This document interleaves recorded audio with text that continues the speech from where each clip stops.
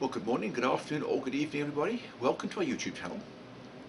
If you were watching previously, you may recall that in the last installment of the K&R and Scenic Valley Railroad, I got all the track laid in the staging yard on the lowest level, but then I had to cut that day's work short because I ran out of propane and it was just too cold to continue out there. Well, anyway, the following day I got to Lowe's, I refilled the propane, and I'm back out there again. During this installment, I will get all the feeder wires and the switch machines installed. So let's head back out to the workshop and get back to work. Well, I'm back out in the workshop again. I didn't come out here at all yesterday, but I did get to Lowe's to buy some more propane. Still freezing cold outside, so I left it pretty late today. Let it warm up just a little bit. Anyway, today's task is to drop the feeder wires. I have all my wires on this table. Is the 20 gauge feeder wires. Here are the 14 gauge bus wires, which I still need to extend.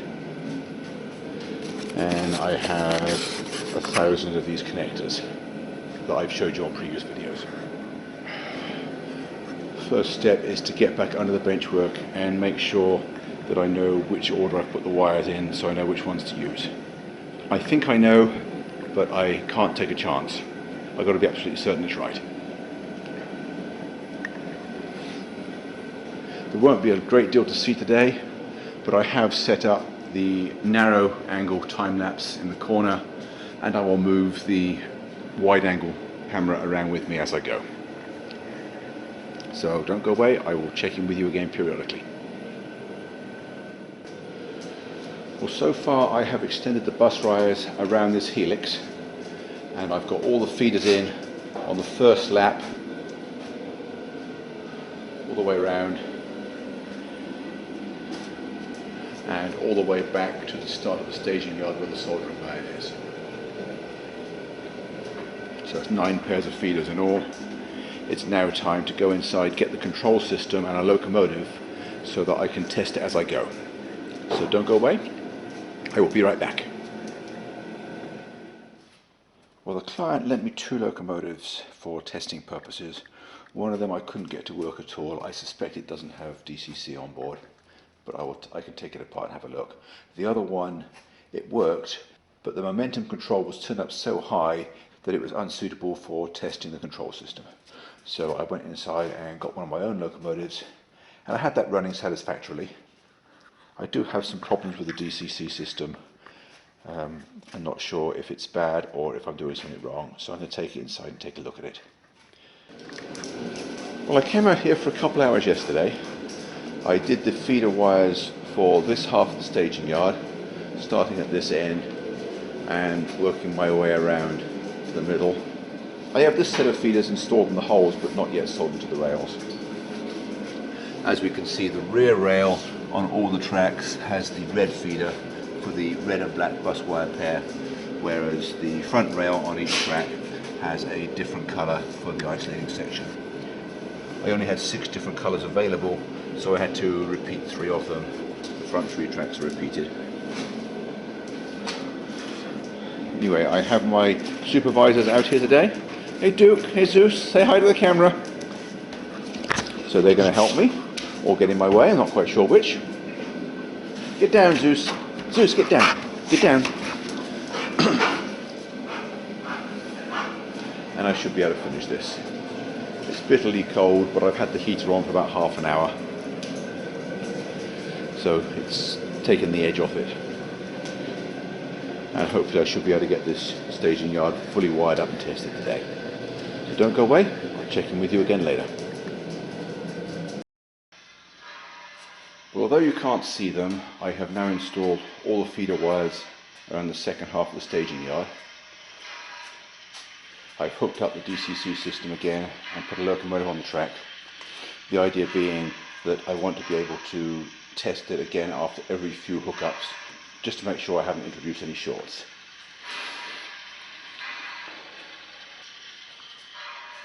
Well, the entire staging yard now has the feed wires completed. I did make one mistake earlier. I installed purple feed wires on the central track when they should have been tan, so I had to replace them. It was only 6 feeders, and I will use them up later. when I do the switch machines. I haven't run the locomotive all the way around yet. I'm not going to do that until the control system is working properly. But by having a sound equipped locomotive sitting on the track ready to go, the system will immediately tell me if I'm about to hook up a wire the wrong way, because the moment I get a short, I will hear the beeps and the sound will turn off. So that's why I've done it that way, even though it can be a little bit annoying having the sound in the background all the time. I think it's worth it in this situation. Anyway, it's nowhere near the end of the day, but I don't feel like starting on the switch machines now, so I'm going to go in and I will check in with you again tomorrow. Don't go away. Today's task is to install all the switch machines for the staging yard. There are 8 over this side and 8 over the other side in a symmetrical arrangement. I am using Tam Valley's octopus board. Here's one of them, and I have another one over there. I have a whole load of them. I have enough to do the entire layout. I was able to get enough switch machine components before they ceased production, so I count myself lucky there. Yesterday I got them all assembled as much as I can. So I have 8 switch machines for this side, 8 for the other side. I have all the fascia controllers.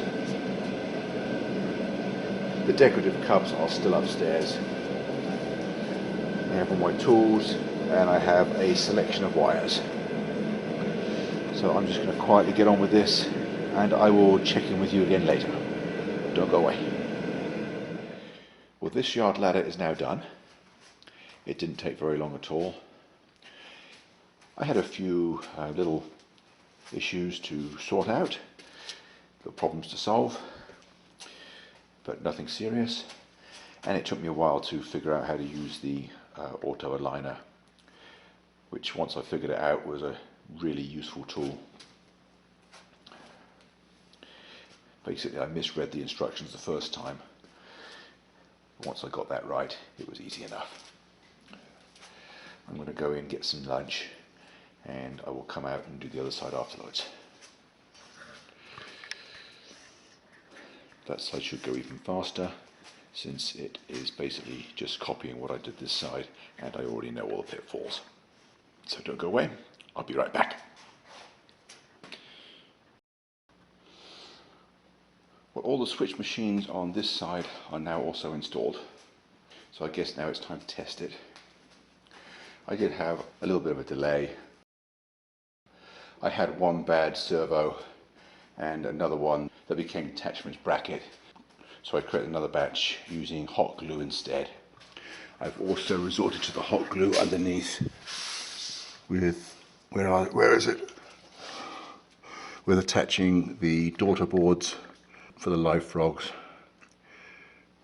It just seemed like the easiest way of doing it, just a big dollop of hot glue. There's no load on it, so it just has to physically hold it up there. It's a lot easier than dealing with minute screws upside down when I have to hand drive them because the driver head on my power screwdriver is too big.